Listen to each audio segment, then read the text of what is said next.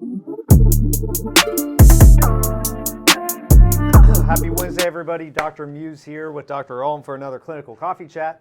And today, it's water. Today's topic stems from a post that I literally saw 10 minutes ago on a group that myself and Dr. Ohm are a part of. And it's a post that was saying an MD had told them that they should never extend their back when they have a disc issue because that's actually going to make it worse. If you've been a patient in here, you probably know that we've extended plenty of disc issues. Not only is that not true, it's actually commonly the direction that you need to move the spine. Yeah, and his reasoning was, well, what you actually need to do is flex forward, and that's going to help suck the disc back in. So what we wanted to do today was unpack that whole discussion a little bit and give a little bit more background and explanation to some of these misconceptions about disc issues. Yeah, I mean, the initial idea where you shouldn't extend backwards is potentially true. I would say that it's only true in very, very severe cases. Mm-hmm.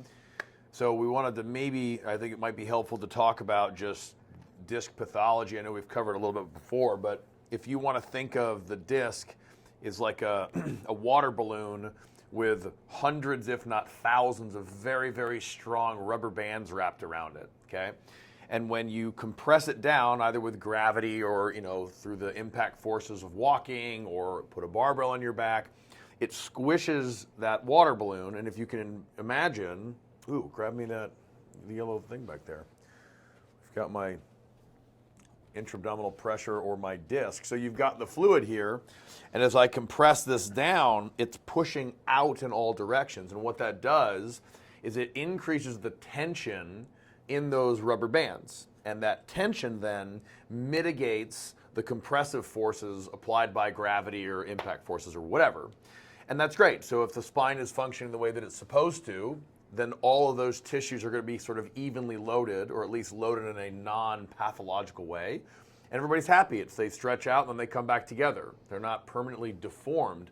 Well, we spend so much time sitting down. A lot of what we do is sort of like bending forward, that oftentimes that force, instead of being sort of evenly mitigated amongst all of them, you have, if you're bending forward, this would be front, that would be back, then that's going to kind of push more of that force backwards, and that increases the tension in only a small portion of the rubber bands. So not only do you have increased force going back that way, but you're also now distributing that force amongst a smaller number of fibers, and it's more likely those fibers are going to fail or permanently distort, meaning they're not going to come back to their original form. Mm-hmm. And that's essentially the etiology or the progress or the process, of disc injuries. So you start with, you kind of are stretching those tissues a little bit, and they're starting to deform a little, and then you keep doing it more and more and more, and they keep deforming more and more and more until you actually have a bulge where it's like pushing out, or a herniation. Maybe if it keeps stretching, you can get to the point where the actual jelly in the donut or the fluid in the water balloon starts to push out the back, right? That's an extrusion. If it pushes all the way out and then sort of separates from that disc, that's a sequestration. But it's all the same process. And to go back to what that MD said, where it's like, okay, you should never extend backwards. Well, in cases where someone has a severe acute disc herniation, they're going to be what's called, or they may be what's called flexion antalgic, which is fancy medical speak for you're stuck forward. Like you can't stand up. And there's either because of pain or a mechanical block, you can't stand up. And if you stand up, it gets worse. And worse, it might mean increased symptoms in the back. It might mean shooting pain down both legs or one leg.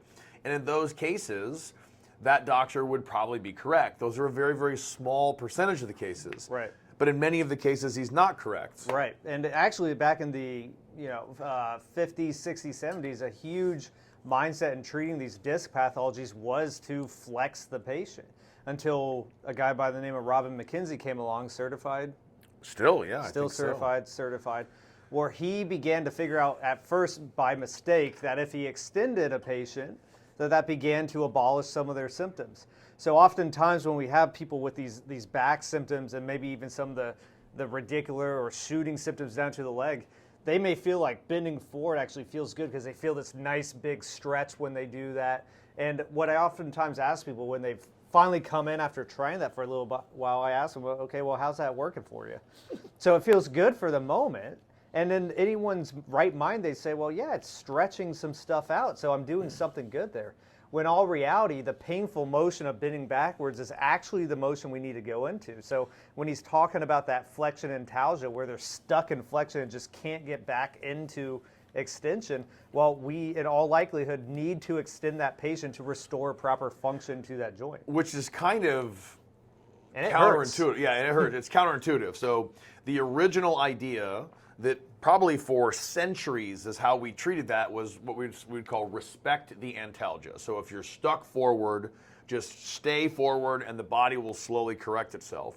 I don't need to tell the story that Mckenzie figured it out, but he essentially figured out that that's not correct. So we have found that, or he found that when you're doing these motions, you can actually speed up the process of getting them back to this normal position where they can have optimal function of the spine.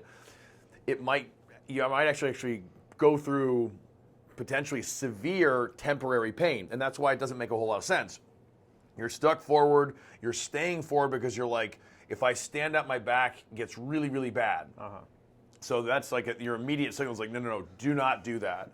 Well, as a totally by accident, he ended up doing that with a patient, and the guy actually got a little bit better. So now what we have to do, the only way that we can decide in which direction we should move the patient is by something that we've talked about quite a bit on this podcast, and that is the dose response model, or apply a force in a specific direction and then reassess. And the only way that you can do that is if you are doing a thorough examination that is built around the patient's response. If you're just going off what the patient says, you are for sure going to say something like, you should never extend a patient that has a disc herniation because they're thinking, oh, it causes their pain.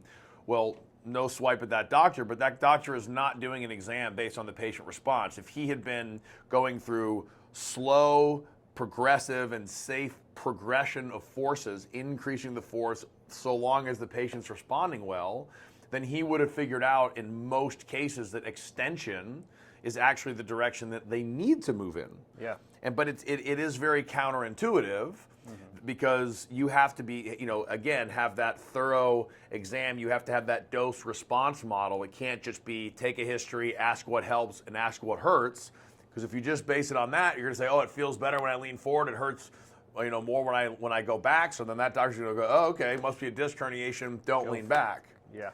So that's kind of how we would be able to figure out when someone needs to stay forward and when someone needs to actually go backward is with that dose response model. Yeah, and people sometimes absolutely need to be bent forward more. And like he was saying, we're not going to. Sounded funny. Sorry. Yeah, we're never going to. We're watching too much South Park. Yeah. We're never going to know that for sure until we go through this dose response and see how the patient responds to the different forces. Now, something else that he had said was, well, when you bend forward, you're going to suck the disc back in. Well, like for the last, we'll call it century, we've been trying to, not we, but Brad and I have been working diligently really to try in the lab figuring this out. Yeah. But nobody really knows why these things reduce. We used to use the whole jelly in the donut idea where we're pushing the jelly back in the donut, kind of like what this MD was referring to. But when we look at these things in the studies, they show, okay, well, there's no change in that nuclear material or that jelly in the donut.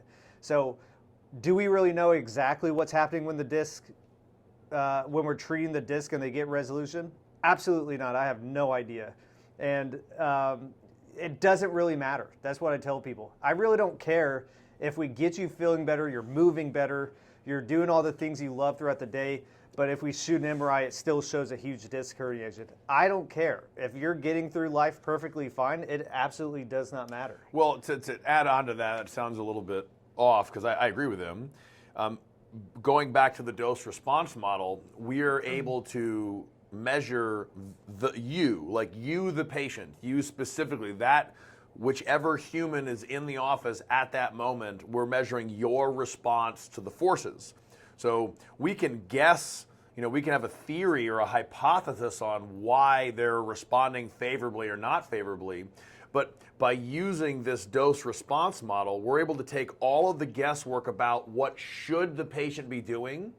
We're not really concerned with the mechanics of it, even though it's interesting, and both, Sure. Dr. Muse and I I'd love to know. Yeah, we're interested in those things.